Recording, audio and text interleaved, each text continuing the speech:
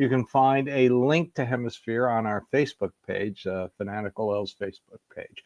I'm your host, Steve Gill. Well, we do have one more technically OTA this week. It sounds like it's going to be mostly classroom work, which is good. All the veterans have already left. The rookies will stay in town to learn. So that's always good. Like I've said before, I really, really like the pace of these OTAs. Jack Conklin had an interview with Andrew Siciliano and said he liked it. He liked the pace. There's a sense of urgency. I like to hear that in the veteran because there is a sense of urgency. Most fans are just reluctant to give any hope. And, I can see it. I don't, I don't hold a lot of hope for the upcoming season. The schedule does look tough right now. I'm being realistic, and a lot of people accuse me of being optimistic, but I'm being realistic. I got to see this team play. I like the fact they're going back to the traditional Stefanski offense, the 2020 offense with Baker Mayfield in the prime, Nick Chubb in his prime, Hollywood, Higgins. I mean, that was a damn good offense. So if they can generate the same type of offense today, this year, that they did back then, I'll be very happy. And maybe I'll have a more sunny outlook. And because I went back and last Sunday and watched the games from last year. Yes, I know. I did it, so you don't have to. I noticed a lot of things that were forgotten in the early part of the season because we all remember how the season ended. Those last 6 games were a death march, and we all know it. And they stunk, and they were terrible. And Jameis Winston he probably just threw another interception.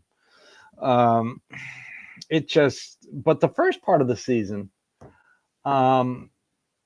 their run defense was bad.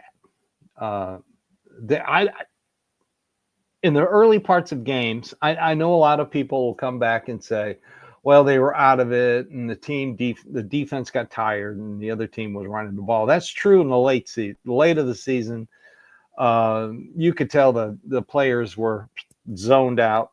Because let's face it, 3-14, I was zoned out too. But in the early part of the season, they were in games, and the defense wasn't the greatest in the first quarter, second quarter, third quarter, but it stepped up in the fourth quarter. That's the reason they won that second game against Jaguars. I mean, the Jaguars were running all over them, but defense stepped up, got them back in the game. And they were in the game against the Raiders. They were in the game against the Phillies. They were in the game against the Giants because the defense started to stop the run in the fourth quarter. So if anybody tells you, well, the run game sucked because they were out of game. No, early part of the season, they were not out of games. They could have easily won any of those games, especially the Raiders game when Nick Harris got called for the stupidest holding call I have ever seen. Even the announcers said it was dumb. So everything went wrong last year. Let's just hope everything goes right this year. But we won't know that until we know who our starting quarterback is.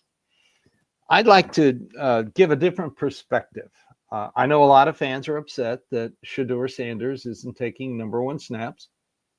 I understand that. On Thursday night, I kind of suggested that, well, maybe they're taking their time with him because they can see the talent and they don't want to rush him and they don't want to overpower him with a lot of information. Let's face facts. The most fragile ego on a NFL roster is the quarterback. It can go sour quickly. Look at last year in Deshaun Watson. Did he look confident? Did he look like he knew what he's doing? Did he look like the franchise quarterback that the Browns thought they were getting? No, he didn't. His confidence was shot. So why would you want to do that to potentially a future franchise quarterback? You don't want to do that. You hear reports that a lot of the veterans like him. He has a presence. Good. Bernie had a presence. Mayfield had a presence. They got that it factor. We'll wait and see on him. Now, a lot of people are complaining because Dylan Gabriel is getting first team reps. Well, what I've heard is that the coaches love him because he is like a sponge. He soaks up everything and gets it right away. He learned 3 different offenses when he was in college and excelled at each one. And right now, everything they throw at him, he is just soaking it up. He's taking it in, and he is learning quickly. Sanders, you look at the offense they ran in Colorado, it was very simplistic. It was kind of like the Jackson Dart at Ole Miss offense. You know, John Gruden had that video of him, and they asked him to go through what he did at the line of scrimmage, and the offense was basically 2 different types of clapping his hands. Well, that's kind of what Shedeur Sanders did. You're seeing this down in Jacksonville. Travis Hunter doesn't know how to run pass routes. Totally clueless because they didn't run pass routes at Colorado. It was run down the field and I'll get the ball to you type offense. And Shedeur Sanders did get the ball to him. That's why Hunter went number 2. So he doesn't know how to run pass routes. It's kind of like when Tim Couch came out. A lot of people said, well, he doesn't know how to, he won't do well in the NFL because basically his head coach was drawing up the plays in the dirt. Well, he did pretty, if he had a better offensive line, Tim Couch would have been successful. But we won't get into that. That's a totally different story. So, Colorado didn't have a great offense. Anytime anything went wrong, Shedeur Sanders would try to tuck it and run. He ran into a lot of sacks. What the Browns are trying to do right now is correct that and get him into an offensive discipline. And they're taking their time with him. So if you're a fan of Shedeur Sanders, you should be very happy with this process. They are not just, he is not a throwaway 5th round draft pick. They are taking their time with him. They want him to learn. They want him to take things at a slower pace so it gets in. His confidence is still high. And you want an example of how things are going? Has Shedeur Sanders complained about anything on social media? No. He's happy. He's happy to learn the NFL game this way. You see the videos of him and interacting with Joe Flacco. You've seen the videos of him and interacting with David Njoku. He's happy. He is learning at a slower rate than Dylan Gabriel because Dylan Gabriel was more in complex offenses in college than Shedeur Sanders. But you should be encouraged that the Cleveland Browns recognize this. They want to keep his confidence high, and they want to keep him in the game, in his head.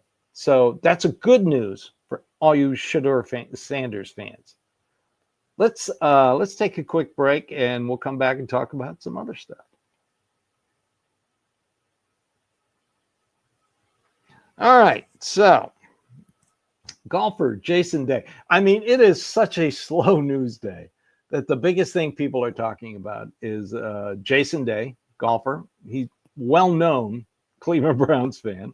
Always said he's a Cleveland Browns fan. Well, he showed up at the recent tournament wearing some Steeler garbage. And somebody, of course, asked him, knowing full well he was a Browns fan. And, of course, he expressed his love for the Cleveland Browns. And he, you know, I can understand if you like the Pirates, you like the Penguins, great. You know, I'm a Cleveland fan through and through. Guardians, Browns, Cavaliers. But when it comes to hockey, I like the local team here in Nashville, the Predators. When it comes to MLS, I root for the Nashville SC. It can happen. So, but he said the Steelers he liked the Steelers. Said he loved the Browns, liked the Steelers. They were his second best team. Jason, come on, think about that. What's going on up here? That's like saying you're an Italian connoisseur and all you eat is SpaghettiOs. Sorry, big guy. You're a Browns fan or not? That's it. Okay. But if that's the biggest story going on about the Cleveland Browns, that's good news. That means nobody got arrested, nobody's hurt, everything is going well. I hope that is the only thing people are talking about for the next 6 weeks. All right, speaking of the Steelers, apparently TJ Watt is a little jealous of Myles Garrett's contract. He wants a new one. Right now, he's 30 years old and he's making $20 million. The Steelers, look, I hate the team, but you have to admire their front office. They know when to get rid of guys. They know when to pay guys. They stand their ground and they stay calm, which makes me kind of worry about the guy they signed from the Steelers, the Browns signed from Steelers, the safety, Kazi. That's why he's in competition with Ronnie Hickman. He wasn't handed a job. Like I said, the Steelers know when. 99% of the time, the Steelers know when to get rid of a guy, and when they do, they're not that good. So we'll wait and see on him.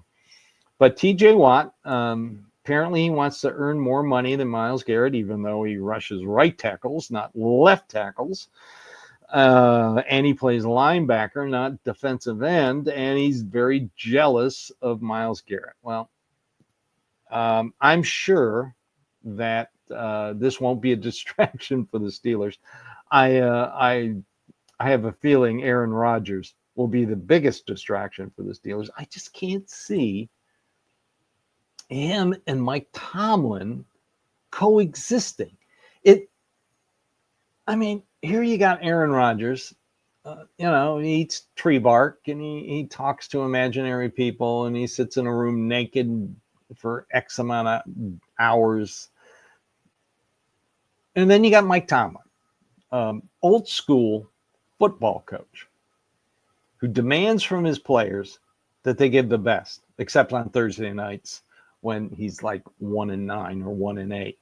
But he makes mistakes. All coaches make mistakes. But I just can't see these two guys coexisting. It's the weirdest pairing I have ever seen. But, if the Steelers have dysfunction and have problems, we're happy. All right, that's it for today. I want to wish everybody a happy Father's Day. I know there's a lot of dads out there. They take their kids to Browns games. No, it is not child abuse. It is building a fan base.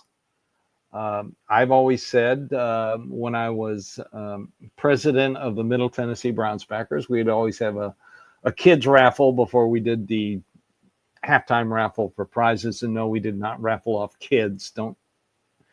Even though I said we were. But anyway, I called them the future designated drivers for Browns fans. And, my dad took me to games. That's why I'm a Browns fan. I took all you fathers that take your kids to games. Love it. I was at a Titans game when the Browns were playing. That's when Dorsey was the quarterback. And I knew they were going to lose. But Browns were in town. I had lower bowl seats, thanks to my parents who were season ticket holders for the Titans. So I was sitting there, and there was a guy with his two sons in front of me, and the kid kept looking back at me like, horror. There's a Browns fan sitting here. And finally, he looked straight back at me, and I just looked at him, and I said, I want you to appreciate what your father's doing right now. He is showing you that he loves you, by introducing you to his favorite team, and it'll be your favorite team, and it'll be your kid's favorite team. And the dad looked back at me and, did the nod. I said, my father did the same thing with me with the Browns. And, I shook the guy shook my hand and we talked a little bit. But that's what it's all about, sharing your experiences with your favorite sports team. So that's it for today. Again, happy Father's Day. This has been the Cleveland Browns Dawgpound South podcast, part of the Fanatical L's Network, part of the Fans First Sports Network, brought to you by Hemisphere Coffee. Again, like I always say, we appreciate you so much. I know the news is going to be rather slow for the next 5 or 6 weeks, but keep it here on the Fanatical L's Network. We'll bring you different opinions on anything that hits the news wire. So, again, thank you for following, subscribing, watching, and listening. And like I always say, go Browns.